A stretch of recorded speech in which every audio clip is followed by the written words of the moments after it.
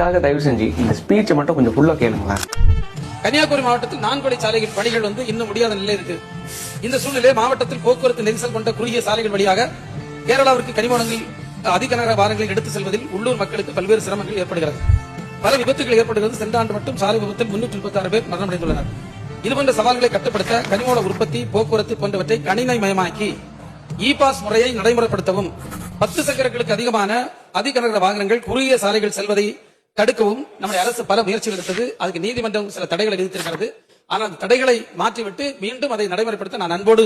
அதாவது கனிம வளங்களை கன்னியாகுமரி மாவட்டத்திலிருந்து கேரளாவுக்கு எடுத்துட்டு போகணுமா, சிம்பிளா கடத்துறதுன்னு வச்சுக்கோங்களேன். அதுக்கு சில தடைகள் இருக்குதான். அதாவது அப்பா கொஞ்சம் மனசு வச்சா அந்த தடைகளை கொஞ்சம் தகர்க்கலான்னு வெளிப்படையா சட்டமன்றத்துல கோரிக்கையா வச்சிருக்காரு. அதாவது பல பேர் இதுல செத்துட்டாங்க, பல மலைகளை காணும். இதை தூக்கிட்டு போறதுக்கு வெளிப்படையா கோரிக்கை வச்ச ஒரு வெளிப்படையான அமைச்சரை தேர்ந்தெடுத்து கொடுத்த எங்க கன்னியாகுமரி மாவட்டத்து மக்களுக்கு மிகப்பெரிய நன்றியை தெரிவித்துக் கொள்கிறேன். நன்றி.